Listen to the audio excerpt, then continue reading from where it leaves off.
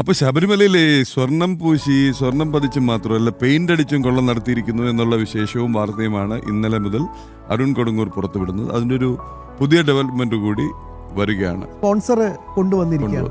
ഒറ്റിയെ കയറ്റിയത് ആരപ്പ, സഹാക്കളാണ് അയ്യപ്പ എന്ന് പാട്ടുപാടി നടക്കുന്ന ആൾക്കാർ തന്നെ ഇതിൽ സംഘടിത കൊള്ളയിൽ ഇൻവോൾവ് ആയെന്ന് നമ്മൾ കണ്ടു. സോണിയാഗാന്ധിയുടെ അടുത്ത് വരെ എത്തി പോറ്റി കാട്ടുകള്ളൻ.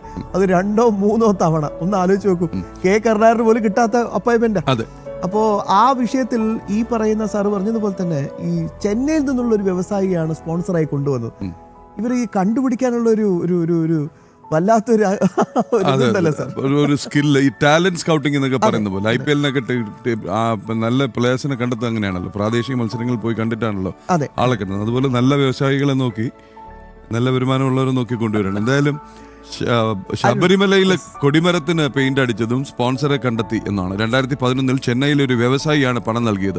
തന്ത്രിയോ ദേവസ്വം ബോർഡോ അറിയാതെയുള്ള ഈ ഗുരുതര നീക്കം അന്നു തന്നെ ദേവസ്വം വിജിലൻസ് റിപ്പോർട്ട് ചെയ്തിരുന്നു. അത് ശ്രദ്ധിക്കുക. അന്ന് സ്പോൺസർമാരെ ഉപയോഗിച്ച് ഉള്ള നിർമ്മാണ നവീകരണ പ്രവർത്തനം തടഞ്ഞിരുന്നെങ്കിൽ ഇന്ന് ഇത്രയും വിവാദം ഉണ്ടാകില്ലായിരുന്നു എന്നുള്ളതാണ് നിഗമനം. വിവരങ്ങളുമായി അരുൺ കൊടുങ്ങൂർ ചേരുന്നു. Arun, good morning.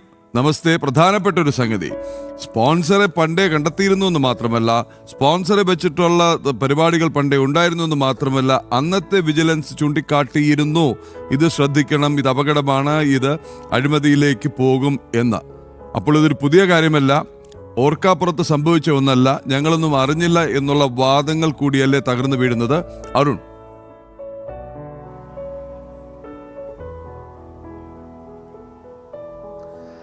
തീർച്ചയായും അങ്ങനെ വേണം കരുതാൻ. ഈ സ്പോൺസറെ കണ്ടെത്തുക എന്നത് ഈ ദേവസ്വം ബോർഡിനെ സംബന്ധിച്ചോളം ഒരു പ്രധാന ഘടകമാണ്. ശബരിമലയിൽ ഒട്ടനേകം വികസന പ്രവർത്തനങ്ങൾ നടത്തേണ്ടതുണ്ട്. അതോടൊപ്പം തന്നെ അടിസ്ഥാന സൗകര്യം നമ്മൾ ഈ സീസണിൽ വരെ നമ്മൾ എടുത്തു കാണിച്ചിരുന്നു. ശബരിമലയിൽ എത്തുന്ന ഭക്തർക്കുണ്ടാകുന്ന വലിയ ബുദ്ധിമുട്ടുകൾ, കുടിനീരിന് വേണ്ടി പോലും യാചിക്കേണ്ട ഒരു അവസ്ഥയിലേക്ക്, കൃത്യമായി ഭക്ഷണം കിട്ടുന്നില്ല, അതോടൊപ്പം തന്നെ ശൗചാലയങ്ങളില്ല, മണിക്കൂറുകൾ വരുന്നാലും അവരനുഭവിക്കുന്ന ബുദ്ധിമുട്ടുകൾ, ഈ കാര്യങ്ങളൊക്കെ തന്നെ നമ്മൾ റിപ്പോർട്ട് ചെയ്യുമ്പോൾ ഇതിനൊരു മറ്റൊരു വഴി ഇടുന്നത് ഈ സ്പോൺസർമാരെ കണ്ടെത്തി എങ്ങനെയും അടിസ്ഥാന സൗകര്യങ്ങൾ ഒരുക്കുക എന്നുള്ള ഒരു രീതിയിലേക്കാണ് അവർ പോകുന്നത്. പക്ഷേ അതിനൊരു ഏറ്റവും പുതിയ രീതിയിലേക്ക് എങ്ങനെ സ്പോൺസറെ കണ്ടെത്താമെന്നുള്ള ഒരു ന്യൂ വേർഷൻ എന്നുള്ളതാണ് അയ്യപ്പ സംഗമം നടത്തിയത്. ഇതിനു മുമ്പ്, വർഷങ്ങൾക്ക് മുമ്പ്, അല്ലെങ്കിൽ 10 വർഷങ്ങൾക്ക് മുമ്പ് ഇതിന് അവർ കാണിച്ചിരുന്ന ഒരു കാര്യം, ഈ വിശ്വാസത്തെ ഇപ്പോഴും അന്നുമൊക്കെ തന്നെ ചെയ്യുന്ന ഒരേ കാര്യം, ഭഗവാനോടുള്ള ഭക്തരുടെ അചഞ്ചലമായ ഒരു ഭക്തി, ഭഗവാന് മുന്നിലേക്ക് സർവ്വവും സമർപ്പിച്ച ഒരു ഭക്ത സമൂഹമാണ് ഓരോ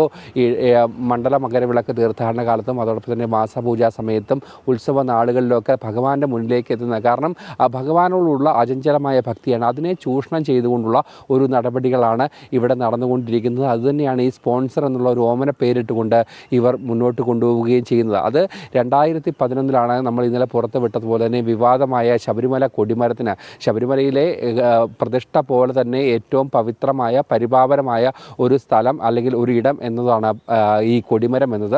ഈ കൊടിമരത്തിൻ്റെ ചുവട്ടിലാണ് ഇവർ സ്വർണ്ണ കളറുള്ള പെയിൻറ്റ് സ്പ്രേ ചെയ്ത് അടിച്ചുകൊണ്ടിരുന്നത്. അതിൽ ഏറ്റവും പ്രധാനപ്പെട്ടത് ഇന്നലെ തന്നെ കൃത്യമായി തന്നെ ആ വിജിലൻസ് റിപ്പോർട്ട് ഉദ്ധരിച്ചുകൊണ്ട് നമ്മൾ കൃത്യമായി തന്നെ പറഞ്ഞു, അത് ദേവസ്വം ബോർഡിൻ്റെ അനുമതിയില്ല, അതോടൊപ്പം തന്നെ ഈ അനുജ്ഞ നൽകേണ്ട തന്ത്രി ഇത് അറിഞ്ഞിട്ട് പോലുമില്ല എന്നുള്ള കാര്യം പറഞ്ഞിരുന്നു. അന്നും ഈ ആരാണ് ഇതിന് പിന്നിൽ, ഇപ്പോഴത്തെ വിവാദങ്ങളുടെ ഒരു പശ്ചാത്തലത്തിൽ നോക്കുമ്പോൾ അന്നും സമാനമായ രീതിയിലുള്ള ഇടപെടൽ നടന്നിട്ട് ആരൊക്കെയോ കുറച്ച് പേർ ചേർന്ന് കാര്യങ്ങൾ നോക്കുന്നു. ചില ആളുകളൊക്കെ തന്നെ അവിടെ പ്രത്യക്ഷപ്പെടുന്നു. ആ പ്രത്യക്ഷപ്പെടുന്ന ആളുകൾക്കൊപ്പം നിന്നുകൊണ്ട് ഈ പ്രവർത്തനങ്ങളൊക്കെ തന്നെ നടക്കുന്നു. ഇതിൽ ദേവസ്വം ബോർഡ് കൂട്ടുനിൽക്കുന്നു, അതോടൊപ്പം തന്നെ മറ്റ് ആളുകളൊക്കെ തന്നെയും ഇതിന് വഴിയൊരുക്കി നിൽക്കുന്നു എന്നുള്ളതാണ് ഏറ്റവും പ്രധാനപ്പെട്ട സത്യം. ആ കാര്യങ്ങൾ കൃത്യമായി തന്നെ അന്നത്തെ ദേവസ്വം വിജിലൻസ്, അതായത് 2012-13 കാലഘട്ടങ്ങളിലൊക്കെ തന്നെ റിപ്പോർട്ടായി തന്നെ ദേവസ്വം വിജിലൻസ് കൊടുത്തിട്ടുണ്ട്. അതായത് ഇത്തരത്തിലുള്ള ഈ സ്പോൺസർമാരെ കണ്ടെത്തിക്കൊണ്ടുള്ള ഈ നടപടികൾ അത് മുന്നോട്ട് പോയാൽ ഭാവിയിൽ വലിയ രീതിയിലുള്ള അപകടം ചെയ്യും. അത് കൃത്യമായ ഒരു മുന്നറിയിപ്പ് കൂടിയായിരുന്നു ഉണ്ടായിരുന്നത്. കാരണം ഈ ഭഗവാനോടുള്ള അചഞ്ചലമായ ഒരു വിശ്വാസത്തെ മുതലെടുത്തുകൊണ്ടാണ് ഇവർ ഇത്തരത്തിലുള്ള ഭക്തരെ പിടിച്ചുകൊണ്ട് ശബരിമലയിലെ അടിസ്ഥാന സൗകര്യ വികസനം എന്നൊക്കെ പറഞ്ഞുകൊണ്ട്, അല്ലെങ്കിൽ ശബരിമലയുടെ ഏറ്റവും പ്രധാനപ്പെട്ട കാര്യങ്ങളൊക്കെ എന്ന് പറഞ്ഞുകൊണ്ട് അവരുടെ നിന്നും പണം വാങ്ങുന്നു.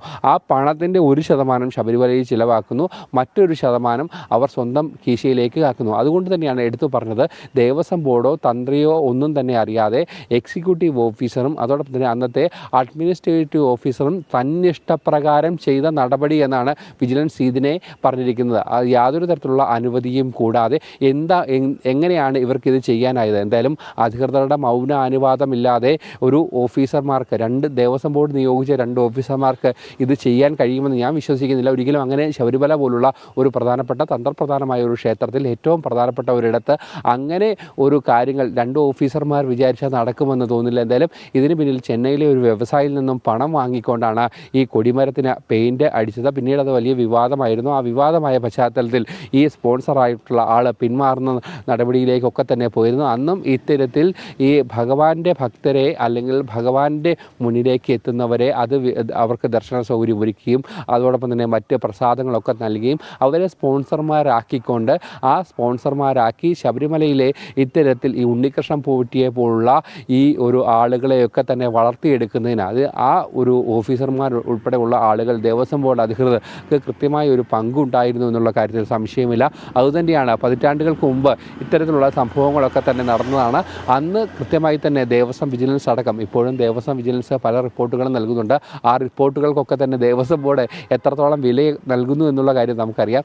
അന്ന് കൊടുത്ത റിപ്പോർട്ടുകളൊക്കെ തന്നെ കൃത്യമായി അംഗീകരിച്ചിരുന്നെങ്കിൽ, അതിൽ തുടർ നടപടി ഉണ്ടായിരുന്നെങ്കിൽ ഇത്തരത്തിലുള്ള സംഭവങ്ങളിലേക്ക് ഈ ശബരിമലയുടെ ഒരു വിശ്വാസത്തിന് കോട്ടം തട്ടുന്ന രീതിയിലേക്ക് ആ ഒരു ശബരിമലയെ ഇങ്ങനെ ഒരു വിവാദ കേന്ദ്രമാക്കി ഈ വിശ്വാസത്തിൻ്റെ മേലുള്ള ഒരു വലിയ കടന്നുകയറ്റമായൊന്നും ഇത്തരത്തിലുള്ള സംഭവങ്ങളൊന്നും ഒരിക്കലും ഉണ്ടാക്കില്ലായിരുന്നു എന്നുള്ള ഒരു വ്യക്തമായ സൂചനകൾ അന്ന് തന്നെ അവർ പറഞ്ഞതാണ്. ഭാവിയിലേക്ക് ഇത് ദൂരവ്യാപകമായുള്ള പ്രത്യാഘാതങ്ങൾ ഉണ്ടാകാനുള്ള ഒരു സാധ്യതയുണ്ട്. കാരണം ഈ ഒരു വലിയ വിശ്വാസ ഇടമാണിത്. കോടികളായിട്ടുള്ള ഭക്തർ ഓരോ മണ്ഡല മകരവിളക്ക് തീർത്ഥാടന കാലത്തും മാസപൂജാ സമയത്തും ഉത്സവ ചടങ്ങുകൾക്കുമൊക്കെ തന്നെ എത്തുന്നതാണ്. ആ വിശ്വാസത്തെ ചൂഷണം ചെയ്യാനുള്ള ഒരു സാധ്യതയുണ്ട്. ഈ സ്പോൺസർമാർ കണ്ടെത്തി അവരുടെ പക്കൽ നിന്നും കൃത്യമായി പണം വാങ്ങി അതിലൊരു ശതമാനം ശബരിമലയിൽ ചിലവാക്കി അവരെ തൃപ്തിപ്പെടുത്തിക്കൊണ്ട് മറ്റ് പണം ആ സ്വന്തം പോക്കറ്റിലേക്ക്, സ്വന്തം കീശയിലേക്ക് മാറ്റാനുള്ള സാധ്യതയുണ്ട് എന്നുള്ള കാര്യം കൃത്യമായി തന്നെ അവർ അന്ന് പറയുകയും ചെയ്തിരുന്നു. അതിൻ്റെ ഏറ്റവും പ്രത്യക്ഷത്തിലുള്ള ഉദാഹരണമാണ് ഈ ഒരു സംഭവം എന്ന് പറയാതിരിക്കാൻ കഴിയില്ല. കാരണം ഇത്തരത്തിൽ റിപ്പോർട്ട് കൊടുക്കുന്ന ഉദ്യോഗസ്ഥർക്കെതിരെ നടപടിയെടുക്കുന്ന സാഹചര്യം കൂടി നമ്മൾ പിന്നീടുള്ള കാലങ്ങളിൽ പരിശോധിച്ചാൽ നമുക്ക് മനസ്സിലാക്കും. അത് വിജിലൻസ് ഓഫീസറാകട്ടെ അല്ലെങ്കിൽ അത്തരത്തിൽ ഈ ചൂഷണങ്ങൾക്ക് എതിരെ നിൽക്കുന്ന ആളുകളെ ഒറ്റപ്പെടുത്തിക്കൊണ്ടുള്ള ഒരു നടപടിയിലേക്കൊക്കെ തന്നെ പോകുന്നു. ആ ഒരു നടപടികളൊക്കെ തന്നെ ഇത്തരത്തിൽ ഇവർക്ക് അനിഷ്ടമുണ്ടാകുന്ന ആളുകൾ. അരുൺ ആലത്തൂരാണ് ഈ ബ്രേക്കിംഗ് ന്യൂസ് ഒരിക്കൽ കൂടി, അതായത് തുടർച്ചയായി 3ാമത്തെ ദിവസമാണ് ശബരിമല സ്വർണ്ണക്കവർച്ചയിലെ അന്വേഷണം ഒരു വഴിക്ക് പോകുന്നു, SIT വേറൊരു വഴിക്ക് പോകുന്നു, ED രംഗത്തിറങ്ങിയിട്ടുണ്ട്. ഇതിനൊക്കെ ഇടയിലാണ് വീണ്ടും പുതിയ തട്ടിപ്പുകളുടെ കഥ, പുതിയ കൊള്ളയുടെ മോഡലുകളുടെ കഥയുമായി നമ്മുടെ ലേഖകൻ അരുൺ ആലത്തൂർ വന്നിട്ടുള്ളത്. അതായത് വീണ്ടും കൊടിമരത്തിൻ്റെ പെയിൻ്റ് അടിയിൽ വരെ സ്പോൺസറെ കണ്ടെത്തുകയും ഇത് തന്ത്രിയോ അന്നത്തെ എക്സിക്യൂട്ടീവ് ഓഫീസറോ അറിയാതെയാണ് നടത്തിയത്. അപ്പോൾ ആരാണ് ഈ ഗൂഢസംഘം? എക്കാലവും ഇങ്ങനൊരു സംഘം അവിടെ പ്രവർത്തിക്കുന്നു എന്നുള്ളത് ഒക്കെ വ്യക്തമാണ്.